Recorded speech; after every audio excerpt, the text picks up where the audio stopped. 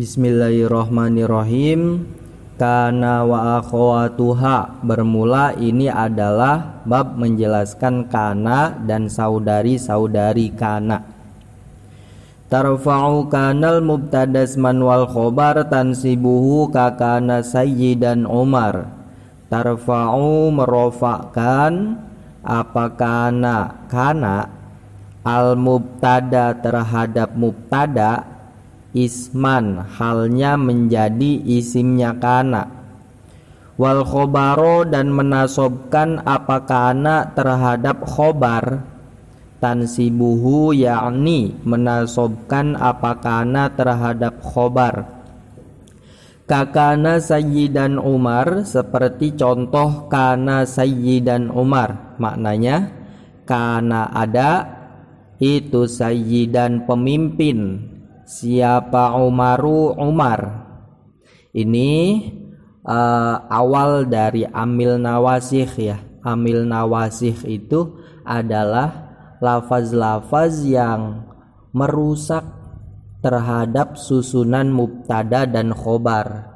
Yang awalnya mubtada dan khobar itu i'robnya rofa, tapi setelah kemasukan amil nawasih maka nanti i'robnya berbeda.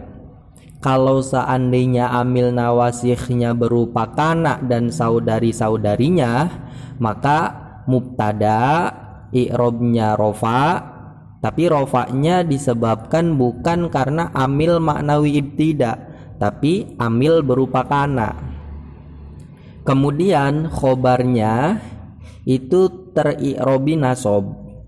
Nah, itu sisi merusaknya kana dan saudari-saudarinya terhadap susunan mubtada dan khobar, sehingga dia disetatuskan sebagai amil nawasih. Di antara amil nawasih yang lain nanti ada zonantu dan saudari-saudarinya, kemudian af'alul muqarabah, kemudian ada inna dan saudari-saudarinya dengan pengamalan-pengamalan yang variatif.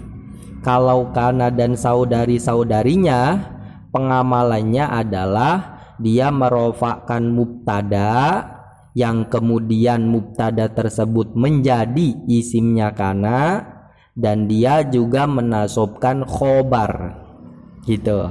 Seperti contoh kana sayyidan Umaru.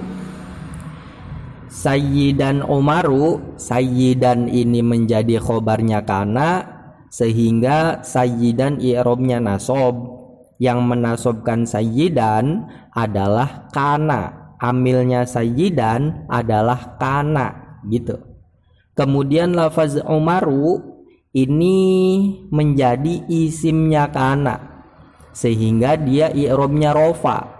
Yang membuat Umaru i'robnya rofa adalah kana gitu. Nah, ini khobarnya didahulukan dari isimnya ya. Ini diperbolehkan. Seperti dalam pembahasan mubtada khobar pun, maksudnya ketika tidak dimasuki kana, kita ucapkan asalnya itu Umaru sayyidun. Umaru bermula Umar, sayyidun adalah pemimpin. Kita balik, sayyidun Umaru, itu boleh. Sayyidun adalah pemimpin, Umaru bermula Umar, itu boleh mendahulukan khobar dari mubtada ketika tidak ada dampak negatif gitu. Wal aslu fil akhbari antu akhoro wajawazut takdima izla dororo, kan begitu. Begitu juga ketika setelah kemasukan kana, aslinya itu kana Umaru sayyidan. Kana ada, siapa Umaru? Umar, sayyidan adalah pemimpin. Kemudian sayyidan yang statusnya menjadi khobar didahulukan dari lafaz Umaru yang statusnya adalah isimnya kana, sehingga diucapkan kana sayyidan Umaru gitu. Kemudian kakana zolabata adha asbaha amsa wasoro laisa zalabariha.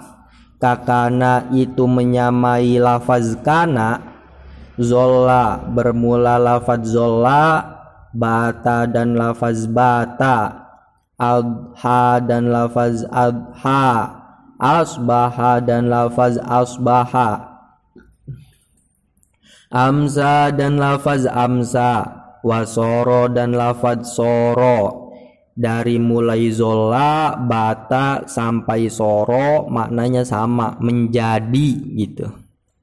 Laisa dan lafaz laisa maknanya tiada atau tidak ada. Zala dan lafaz zala, bariha dan lafaz bariha, fati'a dan lafaz fati'a, wanfakka dan lafaz infakka. Kalau zala, bariha, fati'a, infakka maknanya itu berhenti atau terhenti gitu. Wahazil arba'atu bermula 4 lafaz ini itu mutba'atun loncat, diikutkan apa hazil arba'atu li shibhi nafyin terhadap sesuatu yang menyerupai nafi, auli nafyin atau pada nafi. Kemudian karena temanya itu adalah kana dan saudari-saudarinya ya. Saudari-saudarinya kana itu apa saja? Yakni zola, kemudian bata, adha, asbaha, amsa sampai infaka. Semuanya itu adalah saudari-saudarinya kana.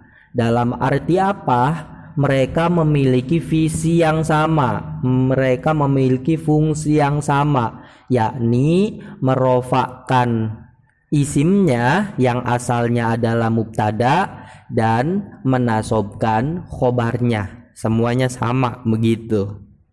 Cuman untuk 4 lafaz yang terakhir yakni infakka, kemudian fati'a, kemudian bariha, kemudian zala, dia bisa beramal sebagaimana kana, yakni merofakan isimnya dan menasobkan khobarnya dengan syarat disertakan dengan huruf nafi atau huruf yang menyerupai nafi.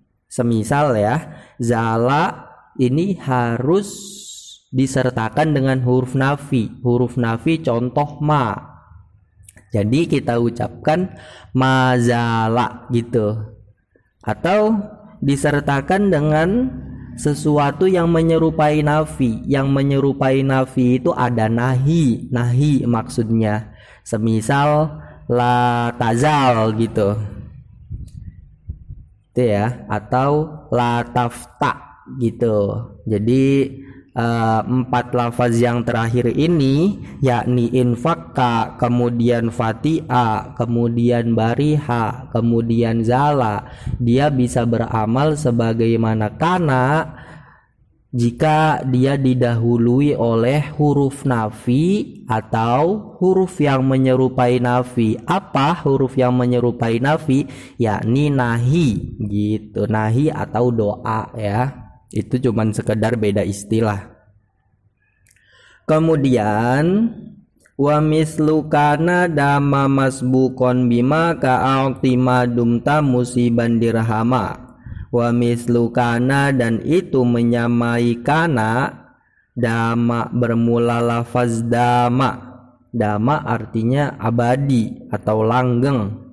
Masbukon halnya yang didahului, bima dengan huruf ma masdariyah zorfiyah ya, ma yang di sini maksudnya ma masdariyah zorfiyah.